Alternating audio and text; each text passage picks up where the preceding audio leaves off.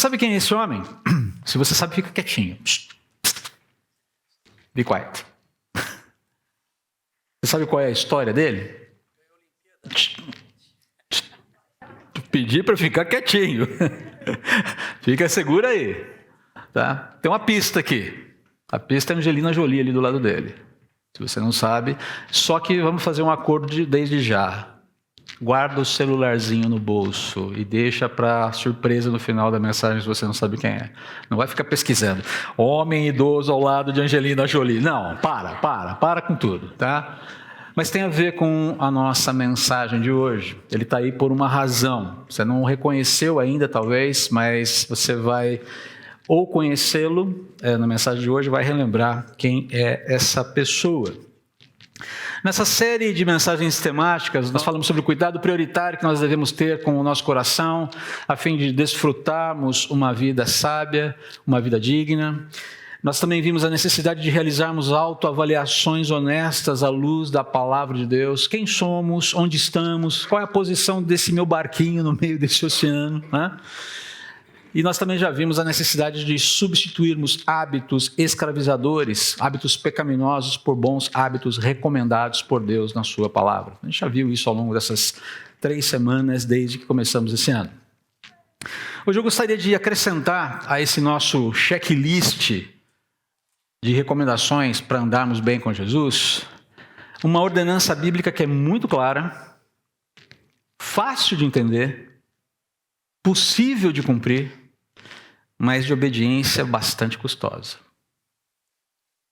Obediência árdua, porque trata-se de uma disposição contra-intuitiva ao homem caído.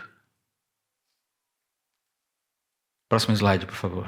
Não recorra à vingança ao sofrer injustiças. Não se vingue. Simples assim. Simples assim, só que não, né? Primeiro vamos definir aqui os nossos termos, porque se você tem me acompanhado desde o início dessa série, você tem percebido que em alguns momentos eu pego termos que são recorrentes, que nós usamos constantemente, mas eu busco fazer um esclarecimento desses termos para entender que estamos todos na mesma página sobre o que estamos falando. Fizemos isso a semana passada sobre o termo cristão, sobre o termo crente. Então você já sabe o que crente e cristão significam dentro de uma visão cristã bíblica, ok? Então primeiro vamos definir os termos aqui. O que é injustiça e como ela se manifesta? Primeiro ponto aqui. Então quero pedir aqui para vocês participarem um pouquinho nesse momento. O que é injustiça? Vamos definir primeiro. O que é injustiça? Vamos lá. A gente sabe, né? Mas é difícil colocar em palavras, né? Justiça, o conceito que a gente aprende na faculdade é dar a cada um o que é devido. Dar a cada um o que é devido. Isso é justiça. Então injustiça parece o caminho meio contrário disso aí, né, Gabriel? Ok. Como é que a injustiça, então, se manifesta? Já vou falar já, tá? Vou colocar aqui. Desigualdades, o que mais? Iniquidades. A gente... Impunidade. A gente associa muitas vezes injustiça à falta de punição, de retribuição. Tem muito a ver com o que a gente vai falar aqui daqui a pouco. Percebe? Então a gente sabe o que é, mas basicamente, partindo de uma visão bíblica, porque lembrem-se que a palavra de Deus é a chave hermenêutica para a realidade. É ela quem nos ajuda a interpretar o que a vida é e o que não é. Certo? Beleza? Tá? Romanos 1,18. Em Romanos 1,18, Paulo fala que, ele afirma, na verdade, que a injustiça é qualquer ação humana que busca suprimir a verdade. Essa é uma definição boa, ampla e, ao mesmo tempo, precisa. O que é suprimir? É sufocar, impedir. Então, Paulo fala aqui que a injustiça é qualquer ação humana que busca sufocar e impedir a prevalência da verdade. É isso que é injustiça. E por que as pessoas buscam sufocar, impedir, suprimir a verdade? Por que elas fazem isso? Por que as pessoas fazem isso? Porque ela vai ganhar alguma coisa com isso. Ela vai ganhar alguma coisa. Benefício próprio. Em benefício próprio, mas às custas da violação dos direitos e à custa do prejuízo do outro. Essa é a questão aqui. Quando você fala de injustiça, tem sempre 2 partes envolvidas, no mínimo. Tá bom? E a injustiça se manifesta de muitas formas. Violência, por exemplo. Vou dar que citar alguns exemplos aqui. Violência. Roubos, furtos, maus tratos, violações da integridade física de todos os tipos, subtração da vida, morte, assassinatos, calúnias, difamações. São tipos de violência. Traições, quebra de fidelidade, rompimento de alianças.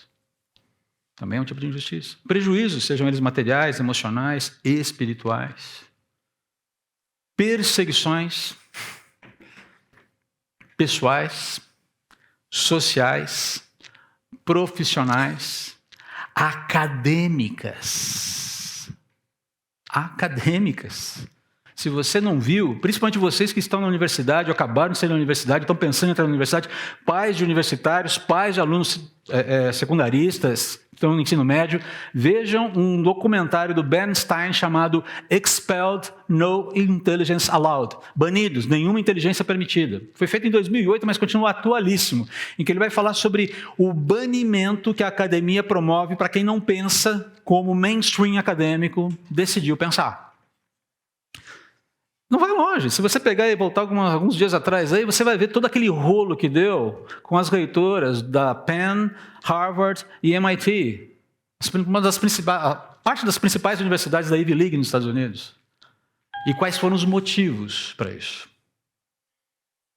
Mas volta para cá. Então, perseguição acadêmica. Se você é um cristão, especialmente se você é um cristão sério com Deus, que entende da cosmovisão bíblica, que sabe o que significa cosmovisão cristã, que entende o significado da história da criação, da história da salvação, que entende a estrutura de plausibilidade do cristianismo, quando você senta numa sala de aula, especialmente você que faz humanas, você sabe o que vem pela frente, você sabe o rojão que você está enfrentando.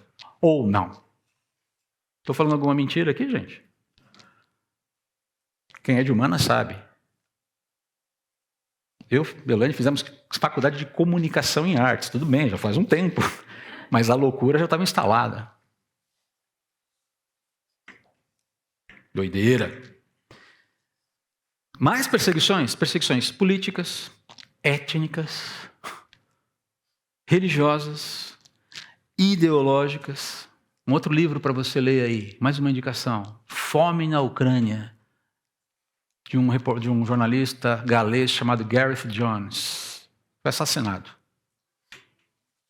Não vou dizer por quem, leia o livro.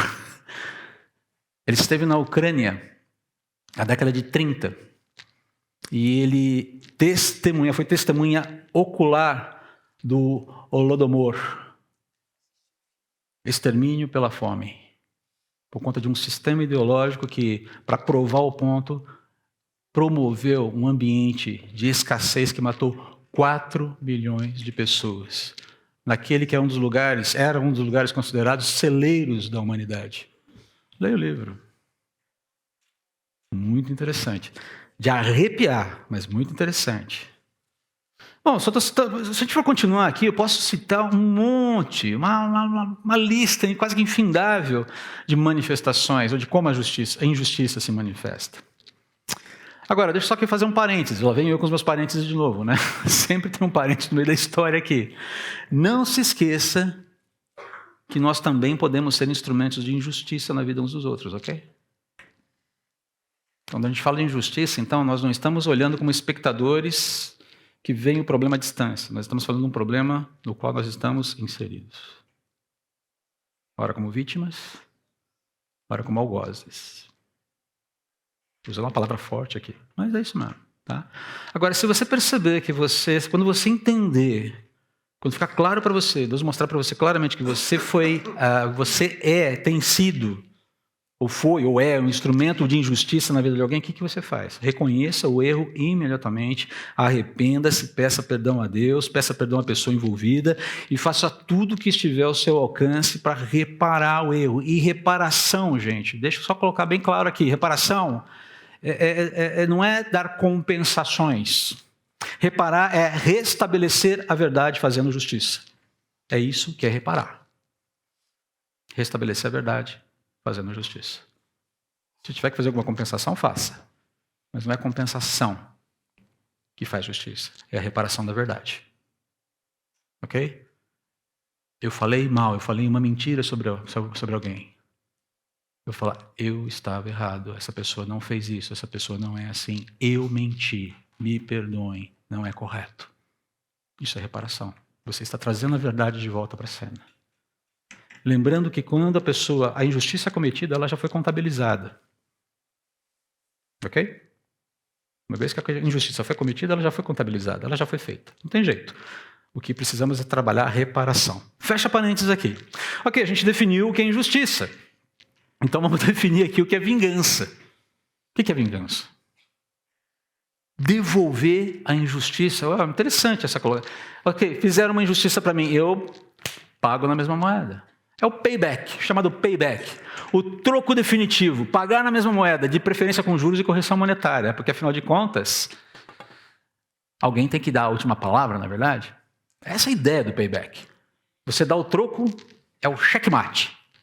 Cercou o cara, não tem o que fazer. Já que se trata de uma retribuição, alguém que te prejudicou, foi injusto ou está sendo injusto contigo, por que não levar a vingança adiante e punir o miserável que te fez sofrer da forma mais exemplar? Essa é a ideia. Você quer ver um exemplo? Quer ver como a gente entende claramente o que é vingança? John Wick. Vai me dizer que você não assistiu. John Wick. Um outro um pouquinho mais refinado. Pelo menos tem uma história ali. Porque o John Wick é tiro, pancadaria e bomba o tempo todo, né? Eu assisti, gente. Eu assisti. Tá? Eu assisti. Tive a manha de assistir. É só tiro, pancadaria e bomba. Se tiver meia dúzia de diálogos no filme todo, é muita coisa. Tiro, pancadaria e bomba. John Wick. O Protetor. Denzel Washington. Isso aí pois é. Vingança, payback, retribuição. Injustiça com injustiça. Tem um novo muito interessante, mas eu não vou dizer para vocês, porque ele falou melhor não, porque esse é pesadíssimo, mas a história é muito boa. Se você quiser saber, venha falar comigo. Não é uma recomendação. Não posso. Não posso. Isso pode ser usado contra mim. Não. Depois você vai falar, você fica recomendando esses filmes? Não. Não é uma recomendação. É uma... Hã? Isso é uma injustiça. Lide com ela.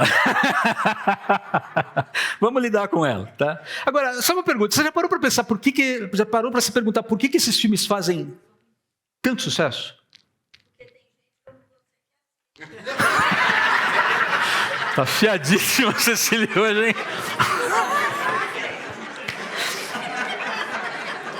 Ok, gente, vamos para casa. Deus abençoe vocês. Voltamos no próximo domingo com nossa programação normal. Cecília, temos uma conversa no nosso gabinete essa semana aqui.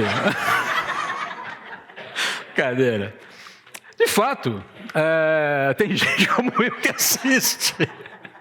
Mas por que esses filmes fazem tanto sucesso? Cecília, dá um tempo, segura aí, me ajuda aí, Cecília, vamos comigo. Por quê? Porque os protagonistas desses filmes, ou desse tipo de filme, eles vão até o fim com a sua vingança. Eles vão até o fim com a retribuição. Eles vão até o fim, eles consumam a sua sede de justiça, que são absolutamente justificáveis dentro do enredo da história. As pessoas, Cecília, ok? Elas se identificam com esses personagens, nutrem simpatia por eles, apesar deles serem assassinos brutais. Por quê? Serem violentos. Por quê? Porque eles foram injustiçados, ou eles perceberam alguma injustiça, ou eles estão no processo de remediar alguma grande injustiça e reagem fazendo justiça nos seus próprios termos, com as próprias mãos. E muita gente amaria fazer a mesma coisa de vez em quando. Então você tem uma catarse quando você assiste um filme desse. É quase como se você se realizasse naquilo que ele está fazendo. Mata mesmo o desgraçado. Ele merece. Corta o pescoço dele. Não é a violência em si, mas é a sede de vingança sendo consumada e a sede de justiça sendo consumada. Isso satisfaz a alma. É por isso que faz tanto sucesso. Aristóteles tem uma percepção interessante sobre esse impulso de vingança do ser humano. Vamos para o próximo slide, por favor. Agora sim, próximo slide. Os homens consideram que é seu direito retribuir o mal com o mal, e se não o puderem, sentem que perderam a liberdade. Se eu for alijado do meu direito de retribuir, de dar o payback, eu me sinto escravizado. Olha só que sério isso aqui. Traições, perseguições, violências, prejuízos, corrupção, mentiras clamam por punição, isso a gente sabe. Agora, se não houver a retribuição definitiva ou punitiva contra tudo isso, o que acontece? O indivíduo prejudicado, ele se sente escravizado, ele se sente alijado da sua dignidade, ele se sente ferido mortalmente pela injustiça. Lembram-se de Asaf, lá no Salmo 73? É basicamente aquela sensação. Deus foi bom para Israel. Quanto a mim, os meus pés quase resvalaram. Por quê? O que adianta ser justo? O que adianta ser digno? E quando essa realidade de injustiça, de não retribuição do mal, se espalha pela sociedade, ela corre o risco de implodir. Essa sociedade, ela corre o risco de implodir moral e eticamente. E ficar vulnerável a qualquer tiranozinho de plantão. E o mundo está cheio de tiranos hoje. No poder e fora dele. Está repleto. Repleto. Mesmo assim, o exercício da vingança pessoal é algo completamente desencorajado. Francis Bacon, por exemplo, um filósofo e político inglês, fez um diagnóstico muito interessante sobre isso. Olha o que ele fala. Um homem que considera vingança mantém vivas suas próprias feridas, que de outra forma seriam limpas e curadas. É alguém que não quer curar as próprias feridas. Eita! Que dureza. Bacon está falando aqui que uma pessoa que considera a vingança, que estuda a vingança, que mantém o desejo de vingança ativo no coração, ele está maltratando o seu próprio coração. Não é interessante isso? O que a gente faz então? Existe uma injustiça, existe um agente da injustiça. É necessário que o agente da injustiça seja punido. A injustiça precisa ser punida. A gente acabou de ver ali com Aristóteles. É necessário que a injustiça seja desfeita. E, ao mesmo tempo, se eu me dispuser a ser esse agente vingativo para punir a injustiça, bancando um John Wick da vida, dando tiro para todo lado, e aqui eu estou falando figuradamente, não é atirar de verdade, ok? É bom explicar, né? Esse processo todo vai envenenar absolutamente a minha alma. O desejo de vingança é veneno, que vai matando a gente aos poucos, basicamente é isso. Então, o que a gente faz? Tem uma injustiça, é necessário retribuição, mas eu sou instruído a não me vingar. O que eu faço então? O primeiro ponto aqui é considerar o que Deus, próximo slide, é considerar o que Deus afirma sobre a vingança, porque Deus fala sobre isso. Ele fala que a vingança será executada. Agora, quando a gente fala de considerar o que Deus afirma sobre a vingança, é definir a nossa posição a partir do que Deus revela na sua palavra. E se meu ponto de vista sobre o assunto está errado em relação à palavra, quem tem que mudar sou eu e não a palavra. Eu me adequo e não a palavra. Ok? Então, reforçado esse ponto aqui, o que Deus afirma sobre a vingança. Próximo slide. Ele é o titular da vingança. Ele é o dono da bola. Ele é o dono da camisa, se você quiser usar uma metáfora futebolista. É simples aqui. Cristãos, no sentido correto da palavra que a gente viu a semana passada, jamais devem vingar a si mesmo. Porque Deus é o dono da vingança. Simples assim. Está lá em Romanos capítulo 12, versículo 19. Amados, nunca se vinguem. Paulo falando aqui, né? Deixem que a ira de Deus se encarregue disso. Pois assim dizem as Escrituras. E ele aqui está mencionando Deuteronômio 32, 35. A vingança cabe a mim. Eu lhes darei o troco, diz o Senhor. E o termo utilizado aqui é o Deus da aliança. Agora, note aqui uma coisa: se existe uma ordem para que nós não nos vinguemos, é porque existem injustiças cometidas contra nós. Está implícito aqui. Paulo não está negando a realidade das injustiças e da necessidade de retribuição contra essas injustiças. Ele falou: existe injustiça e é necessário retribuir.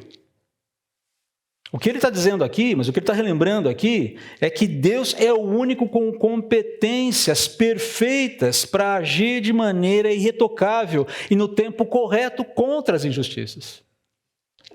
É Ele quem tem competência, é Ele quem tem poder, é Ele quem tem autoridade, é Ele quem tem a métrica, é Ele quem sabe o que fazer, como fazer e quando fazer. É por isso que ele citou Deuteronômio 32:5, onde Deus mesmo vai garantir, está garantindo que Ele punirá a injustiça e os agentes da injustiça. Isso é vingança. Vingança é retribuição contra a injustiça. E isso pertence apenas a Deus. Simplificando aqui, quando você considera Romanos 12:19, o texto que Paulo menciona aqui, Deuteronômio 32:35, a síntese é essa. O resultado é essa, a conclusão é essa: você e eu não temos o direito de nos vingarmos, porque essa prerrogativa pertence a Deus. Simples assim. Ele é o juiz soberano de toda a terra, como mencionou Abraão, quando intercedeu a Deus, ao anjo do Senhor, antes do juízo que Deus executaria sobre Sodoma e Gomorra. Além disso, a manifestação da nossa indignação, quando nós nos vingamos, embora a nossa indignação possa ser legítima, a manifestação da nossa indignação invariavelmente incorre ou ela carrega consigo atos pecaminosos. Tiago 1:20, né? Tiago fala assim: a ira do homem não produz a justiça de Deus. Por mais que você tenha legitimidade na sua indignação, quando você manifesta essa indignação, invariavelmente ela vem carregada de erros. Paulo complementa lá em Efésios capítulo 4, versículo 26. Não pequem ao permitir que a ira os controle. Perceba, ele fala: você vai ficar irado. Você vai lidar com a ira. Ninguém aqui é super-homem suficiente para não ficar. Deus se ira. Ele não peca. A questão é o que fazemos com a ira que se instala no nosso coração. Como lidar com essa ira. E cada um de nós talvez tenha um pouco mais de dificuldade ou menos dificuldade com isso, mas todos nós lidamos com isso. Isso vai depender do seu temperamento, vai depender de uma série de questões aqui, mas sobretudo do seu coração e como você cuida dele. Eu sei porque esse é um assunto que me diz muito respeito. Eu tenho que ficar muito atento com esse assunto na minha vida. Eu sou neto de um homem extremamente correto. Mas reto não. Sabe aquela pessoa reta, correta, honesta, que chega a ser chata? Mas absolutamente intransigente com o erro. Meu pai já quebrou um pouco dessa intransigência, mas manteve a integridade. Eu carrego esse traço de luta constante contra a intransigência. É difícil às vezes. Eu lido com o erro do outro com muita dificuldade, às vezes. Que não fosse a graça de Deus, minha esposa falou: olha, já melhorou muito, mas tem que melhorar muito ainda. Você pode achar que eu estou no fundo do poço. Olha, você não faz ideia do tamanho desse poço e como eu já subi nele, pela graça de Deus. Conversa com a Elaine. Ela vai te contar quem era o André de 30 anos atrás. Querida, não estou subornando você para falar bem de mim, não, tá? Só estou dizendo obrigado por ser minha ajudadora. O que Deus está falando aqui, o que Paulo está falando aqui, que a vingança contra as injustiças serão executadas, ou será executada, mas o agente da vingança é Deus. Deixe isso com Ele. E sabe quais são os benefícios de se deixar a vingança com Deus? Primeiro, o coração se abre para ser limpo, curado e pacificado. Primeiro benefício. Segundo benefício, você amadurece na dependência de Deus e esperança nele. Primeiro, o coração se abre para limpeza, cura, pacificação. Em segundo lugar, nós amadurecemos na dependência de Deus e esperança nele. Ainda que não vejamos as intervenções de Deus imediatamente, punindo o erro que nos agride, nós confiamos de que Ele o fará em algum momento. O mal será punido. O mal cometido pessoalmente contra nós, o mal contra a humanidade, o mal contra a sua criação, ele não deixará sem punição. Esses são os benefícios. Não se esqueça disso. Ok, você falou, eu entendi. Mas como lidar com o desejo de vingança? Porque ele está aqui ainda, André, estou lidando com ele. Como lidar com o desejo de vingança? E a gente continua em Romanos, capítulo 12, pegando outros versículos ali no entorno do versículo 19. Muito bem, vamos lá. Olha só o que o texto de Paulo fala na sequência. Ou, dando contexto aqui. O texto é muito longo, o capítulo 12 é muito bonito, acho que é um dos meus capítulos preferidos ali de Romanos, rivaliza com o capítulo 8, mas eu ainda gosto demais do capítulo 12, né? Porque vem depois aquela dobradiça muito interessante ali de Romanos. Mas vamos lá. Abençoem aqueles que os perseguem. E queridos, eu quero só lembrar uma coisa para você. Como eu já disse nas outras mensagens, enquanto eu estou aqui compartilhando com você isso, eu não olho para esse ensino, eu não faço uma relação de cima para baixo com você. Eu tenho sido muito desafiado com esses... O que eu estou compartilhando com vocês são as minhas meditações sobre a minha própria vida nesse início de ano. Estou compartilhando com vocês as minhas reflexões. O que eu preciso fazer para continuar? E para continuar bem? Então, antes de mais nada, isso diz respeito a mim. E é o que eu peço, que eu sugiro que você se avalie enquanto a gente caminha juntos aqui. Nunca paguem o mal com o mal. Pensem sempre em fazer o que é melhor aos olhos de todos. No que depender de vocês, vivam em paz com todos. Amados, nunca se vinguem. Texto que a gente acabou de ler. Deixem que a ira de Deus se encarregue disso, pois assim dizem as Escrituras. A vingança cabe a mim, eu lhes darei o troco, diz o Senhor. Ao contrário, ao invés de se vingar, se o seu inimigo estiver com fome, o que a gente faz? Dele de comer. Se ele estiver com sede, dele de beber. Ao fazer isso, amontoará brasas vivas sobre a cabeça dele. Não deixe que o mal os vença, mas vençam o mal praticando o bem. É muito claro o que precisa ser feito. Mas para ficar mais claro ainda, a gente vai continuar usando a metáfora da mochila. O que deve sair? E o que deve entrar? Lembra-se da metáfora da mochila? A gente usou a semana passada? Muito bem.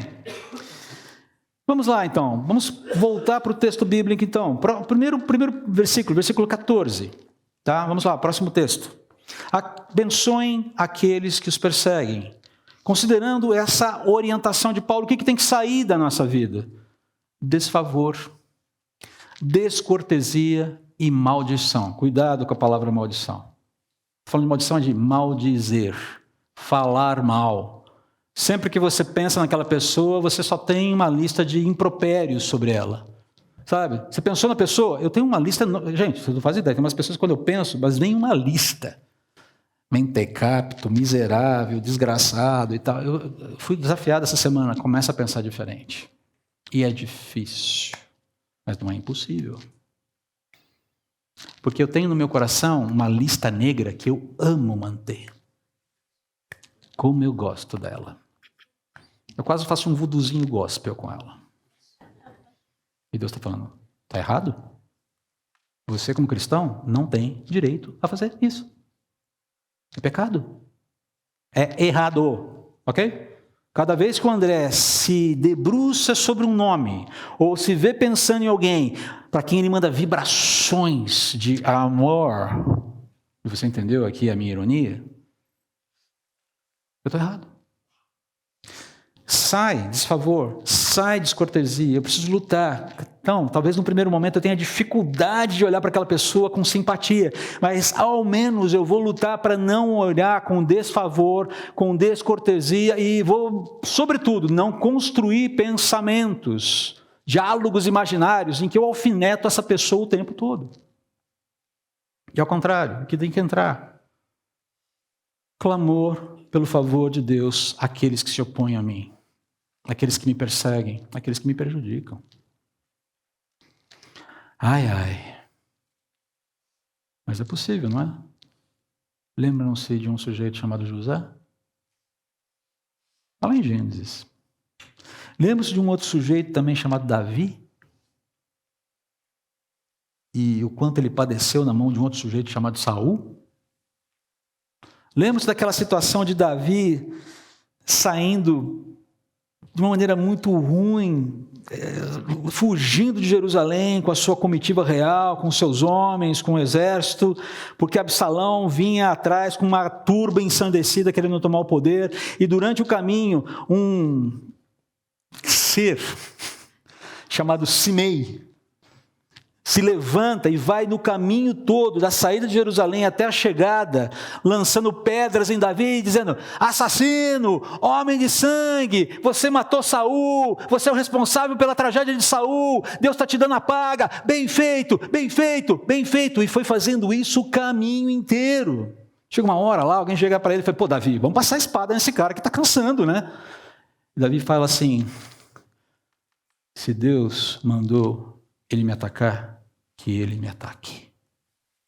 Talvez Deus, vendo a minha tribulação, vendo a minha angústia, e vendo que eu me aquieto e me refugio nele, tenha misericórdia e me restaure a sorte. Mas se é Deus quem o manda falar, se é Deus quem o levanta contra mim, que ele fale.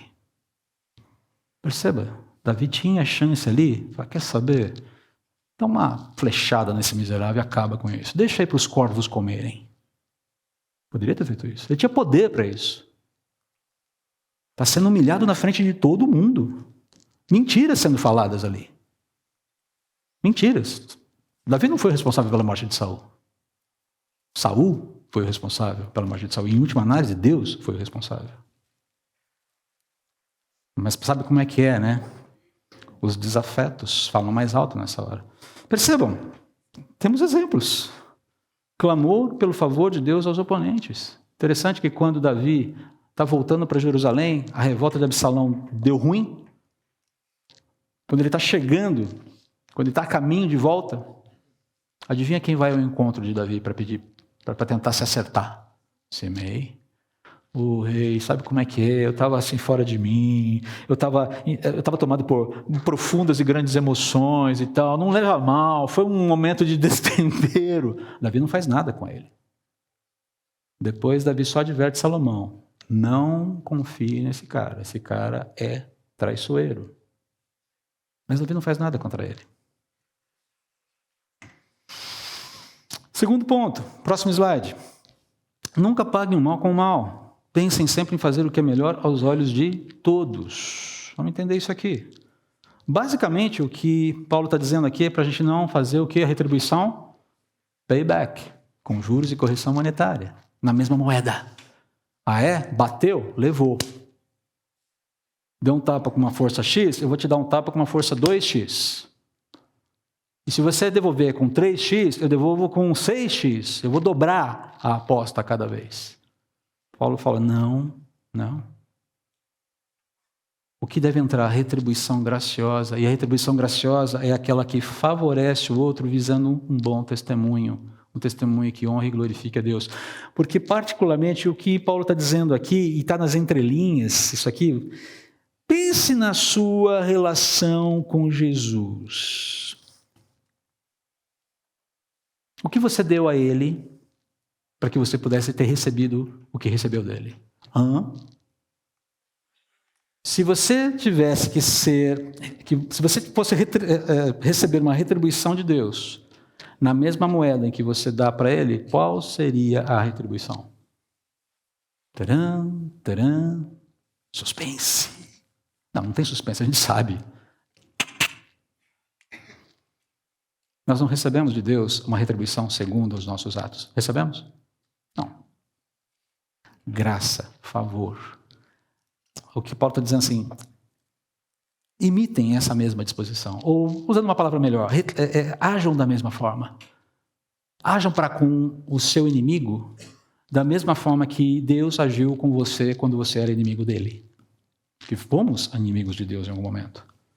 Antes de nos rendermos a Deus através da fé em Jesus Cristo. Mas vai em frente. Mais um. Próximo. Não, no que depender de vocês, vivam em paz com todos. Qual é a ideia? Qual é a diferença aqui? A ideia é que nós precisamos deixar, abandonar, erradicar da nossa vida, lutar contra esse esforço de querer prevalecer sobre os outros, de dar a última palavra. E como é difícil isso. De querer mostrar, eu tenho razão, você está errado. De querer dizer, você me feriu e agora eu vou provar com quantos paus se fazem uma canoa. Está aqui, ó. Como isso acontece, por exemplo, nos nossos casamentos, gente? A maior parte das nossas discussões visam o quê? Maridos, esposas, quando nós entramos num embate uns com os outros, o que nós estamos fazendo? Nós estamos querendo o quê? Você tem duas pessoas querendo fazer o quê? Prevalecer sobre a outra. É por isso que dá fight. É quase como se juntasse o John Wick e o protetor na mesma sala. Quem vai ganhar? Nossa, não vai dar para saber. Alien e Predador. Agora só os geeks mesmo entenderam. Só os geeks entenderam. Alien e Predador. Quem ganha? Quem é o mais malvado? Substitua o esforço para prevalecer pelo esforço para pacificar. Essa, para mim, esse é um desafio. Quando eu vi isso, eu falei, Deus, sério que eu vou ter que pregar sobre isso? Pô, manda outra coisa, sabe? Vamos falar de outra coisa mais divertida, menos árdua. Não, mas é isso aqui. Eu preciso abrir o meu coração e eu tenho que entender que certas brigas não valem a pena. E mesmo outras brigas, elas precisam ser remoduladas. Elas precisam ser reformatadas da forma como ela deve acontecer. E que o meu esforço final tem que ser o de pacificar. Eu preciso aprender a viver em paz com todos. Eu preciso entender o que significa isso. Eu preciso. Eu não estou falando eu preciso de uma forma metafórica aqui. Estou falando que eu, André, preciso. Eu não sei quanto a você, mas eu sei que preciso. E esse mundo, a gente estava conversando com um grupo de advogados que vai nos ajudar, se Deus permitir, com o nosso novo estatuto. E eles estavam falando sobre a questão de como a nossa sociedade tem se tornado mais... Eles usaram um termo jurídico, me fugiu agora. Judicializada não, mas assim, mais briguenta, mas não é mais briguenta, eles usam... Beligerante, litigante, tem um outro termo que ele usou lá que eu não lembro, mas a ideia é essa, uma sociedade cada vez mais em choque. E como os cristãos precisam assumir essa posição frontal, delegada por Deus, de serem os pacificadores desse mundo. E isso faz parte de ser sal e luz, gente. Se a gente quer ser sal e luz nesse mundo, vamos começar por essa ideia de nos tornarmos pacificadores. Eu sei que dá trabalho, tá? O primeiro instinto é colocar as minhas luvas de boxe. Não, que luvas de boxe, né? Clube da luta. Vai, vem! Mais uma menção geek que poucos entenderam, desculpe. Filme interessante. Sai o esforço para prevalecer. Entra o esforço para... Mas eu vou perder. E daí? Perca. Perca. Confie em Deus. Leva a questão para Deus. Senhor, o Senhor está vendo aqui essa situação. Eu não sei o que fazer com isso aqui. Mas me ajuda a ser um pacificador nessa questão. Como? Não faço a menor ideia. Começa trabalhando no meu coração para que essa disposição de fato exista. É um bom caminho. É um bom começo. Próximo. E aqui nós voltamos ao texto que lemos anteriormente, mas eu acrescento aqui o versículo 20. Amados, nunca se vinguem, deixe a ira de Deus, que a ira de Deus se encarregue disso, pois assim dizem as Escrituras. A vingança cabe a mim, eu lhes darei o troco, diz o Senhor. Pelo contrário, se seu inimigo estiver com fome dele de comer, se estiver com sede dele de beber, ao fazer isso, amontoará brasas vivas sobre a cabeça dele. A ideia aqui de amontoar brasas vivas sobre a cabeça dele é fazer com que a pessoa entre num processo de pensar o que está acontecendo. Mas por que esse cara que eu persigo, que eu odeio, que eu abomino, e que sabe que eu persigo e que é prejudicado por mim, por que ele me faz o bem? Você gera um questionamento, uma inquietação no outro, que pode ser a porta de abertura para que a pessoa se renda a Jesus e faça as pazes com Deus. O que sai? O que deve sair? A justiça própria. E todos nós gostamos de exercer justiça própria. Julgamentos, muitas vezes precipitados. Desprezo. Normalmente a gente gosta de desprezar quem despreza a gente, não é verdade? E vice-versa. O que deve entrar? Confiança na justiça de Deus. Favorecimento, ainda que aos nossos olhos a pessoa não mereça. De novo, estou replicando aquilo que Deus fez comigo em Cristo. Cortesia. Se pelo menos cortesia puder entrar na lista, já está de bom tamanho. Porque às vezes é só o que a gente pode oferecer numa determinada situação. Cortesia. O que é ser cortês? É ser bem educado. É não tratar mal. Se você conseguir ser cortês, começar com cortesia, já está de bom tamanho. Já começa muito bem. Próximo. Não deixem que o mal os vença, mas vençam o mal praticando o bem. O que tem que sair? O desejo de punir. E o que tem que entrar? O desejo de edificar.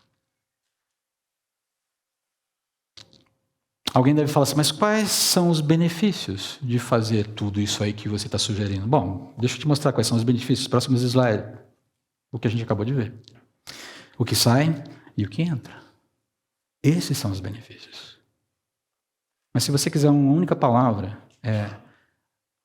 você se torna sal e luz ao se dispor a ser um pacificador. Eu me torno sal e luz ao me dispor, ao me abrir para ser um pacificador. E eu vou dizer para vocês aqui, e talvez a gente tenha que entrar, a gente fazer um combinado, um convênio entre nós. Vamos decidir ser pacificadores? Vamos decidir hoje, aqui, agora? Tem um amém, irmãos?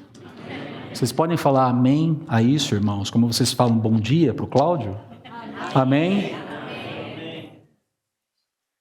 Obrigado, Cláudio. Vou te chamar aqui para pedir o amém para o povo. Percebe?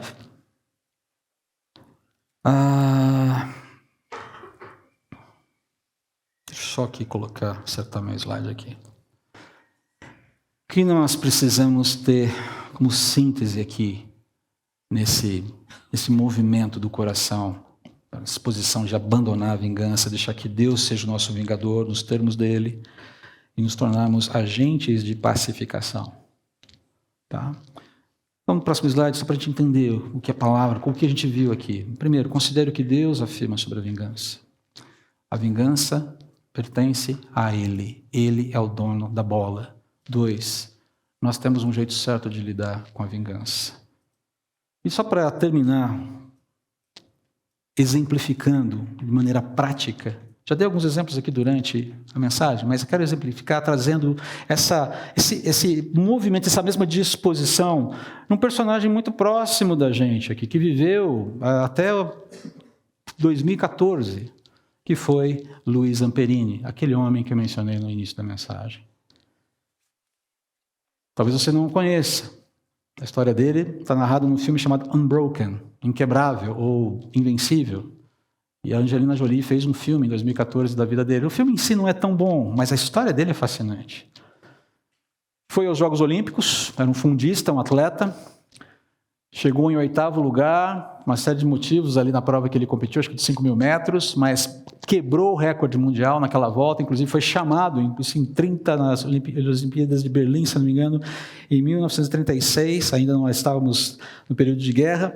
Hitler ficou tão impressionado que o chamou para cumprimentá-lo. Ele conheceu Hitler pessoalmente ali, ele lutou na guerra, fazia parte de uma tripulação de um bombardeiro B-24 que atuava ali na cena do Pacífico, sobreviveu à deriva no Pacífico, porque o avião foi abatido, ele caiu, sobreviveram ele, o piloto e um terceiro tripulante que morreu durante o período em que eles ficaram à deriva no Pacífico, foi dado como morto nos Estados Unidos, foi torturado em um campo de prisioneiros no Japão, descobriu a fé e perdoou os inimigos. Essa é a síntese. Mas deixa eu ler para você uma reportagem, um excerto de uma reportagem do Zamperini. Eu vi nesse site, que eu achei nesse site Aventuras na História. Logo depois deles serem resgatados pela marinha japonesa, né? Ambos, Luiz e Phil, o piloto, passaram 43 dias em Kwajalein, conhecida como Ilha da Execução, local onde prisioneiros norte-americanos eram levados para serem decapitados a golpe de katana. Katana é aquela espada lindona japonesa que os samurais usam, né? Tchuim! Zamperini pesava pouco mais de 30 quilos a essa altura. Dormia no chão da cela com a cabeça no buraco da fossa. Ele era obrigado a fazer isso. A diarreia que o atormentava era um alívio, porque os únicos momentos em que era autorizado a tirar a cabeça da entrada do buraco era quando se agachava sobre ele para descarregar os intestinos. A água consumida era imunda. Eram mantidos separados e alimentados com pequenas porções de arroz atiradas no chão das celas.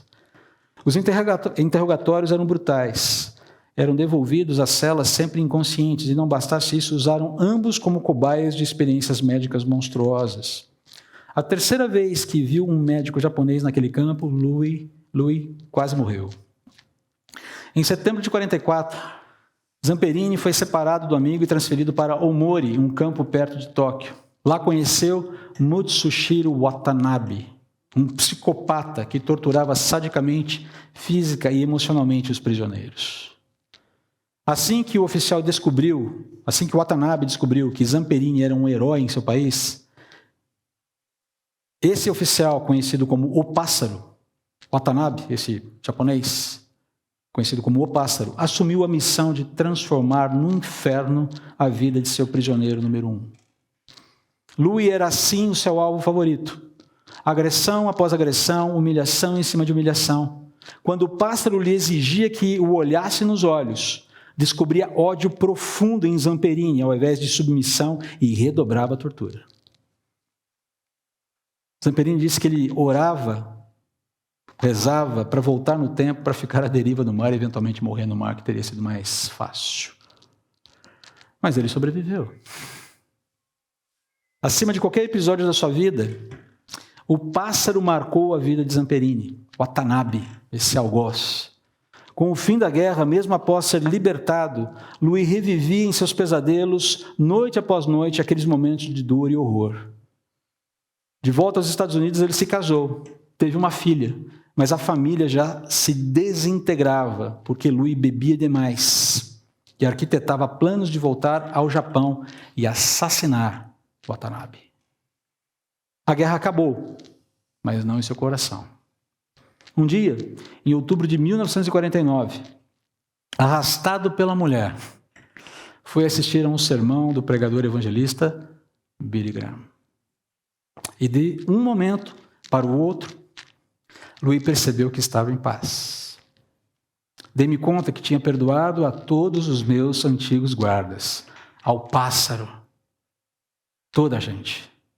Era toda uma nova vida e tenho-a seguido desde então. A guerra quase me destruiu. Tinha pesadelos todas as noites.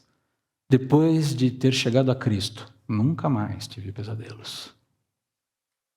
Aos 80 anos de idade, quando foi convidado para transportar a tocha olímpica aos Jogos Olímpicos de Inverno em Nagano, no Japão, em 1998, reencontrou todos os guardas de Omori, exceto Watanabe, que se recusou a vê-lo, talvez por não suportar olhar em seus olhos.